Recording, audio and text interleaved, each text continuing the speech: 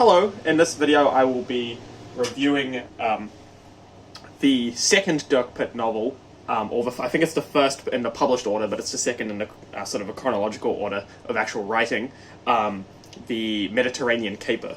So, spoiler-free review, this book is not very good, and I actually didn't finish it, so hello.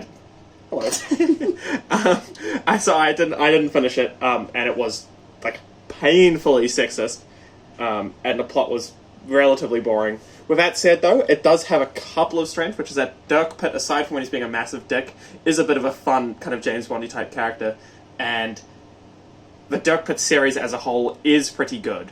So, if you're like, the only reason I could ever recommend this book is just if you are a Dirk Pitt fan and you just feel like you need to go complete the collection, and actually, like, go back to the start and actually read it. But other than that, I definitely could not recommend this book. So getting into spoilers now, the plot is kind of like the book I just reviewed, Pacific Vortex. The plot starts in a way that you're kind of like, oh yeah, this might be interesting, but then it just doesn't. It's just not interesting. As in, so you think like, oh, this is going to go somewhere cool, but then it's just a dude drug smuggling, and you're like, oh yeah, he's just a drug smuggler. I mean, this is just a generic police sort of situation. It's like a sort of thing you'd expect to see on an episode of Brooklyn Nine-Nine, not have a whole book written about it. And, sorry for comparing Brooklyn Nine-Nine to this book, because Brooklyn Nine-Nine is way better. And then, so like I said, the plot is relatively average. I can't even talk too much about the strength of character, because normally, if I was talking about a Dirk Pitt book, I'd be like, oh, I love the character of Dirk Pitt, and I love El Giordino. And to be fair, I still love El.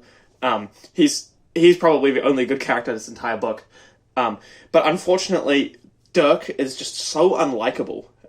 So first of all, he's very sexist, which we'll get into in just a sec. But he's also just rude and like annoying and obnoxious. He's just like one time El Giordino comes to be like, oh yeah, you need to go meet the commanding officer of this airport, and then Dirk Pitt tells him to fuck off, and then tells him he's gonna shove something off his ass if he doesn't go away. And El Giordino's like, oh okay, you know what I mean? So even I can't really say anything. Oh, I'm just destroying things.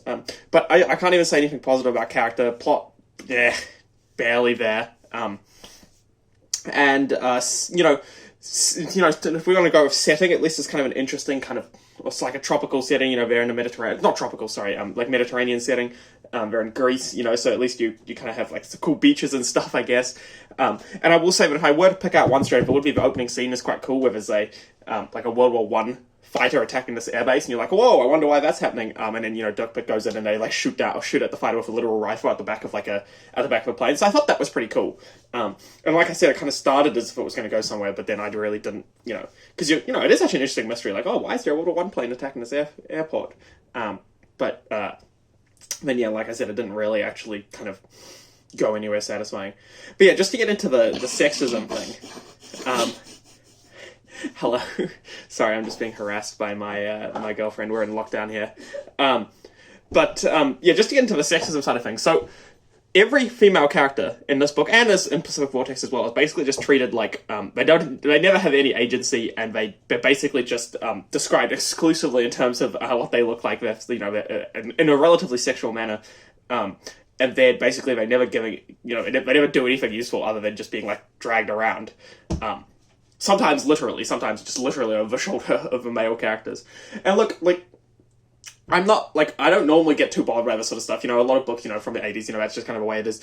But I will say that this was particularly obnoxious. So that's just the reason I'm bringing it up here, is that, this was really bad. So I would like to take you for a scene at the start of a book, and that will just really illustrate this point, and then we can conclude this review.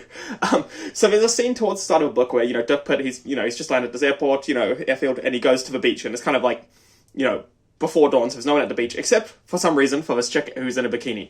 And first of all, we get a very, great description of how hot this woman is, so that's great. And then, they start talking, and, Dirk Pitt sits down next to her, and she starts telling him a really sad story about how her husband, many years ago, or she's 28, I think, and 7 years ago, when she was 21, her husband died in a car crash. He was a car racer, and he died in a car crash, and, she was really sad about it, and it was a really terrible event in her life. She hasn't been with another man since. Understandable, very sad sort of stuff, terrible. Dirk Pitt slaps her tells her that she needs to get over it, tells her that her body, and I quote, belongs to any man who appreciates it, then watches her cry for a few minutes, then describes her eyes as childlike, and then has sex with her, and then says that women always like look better after they've been laid.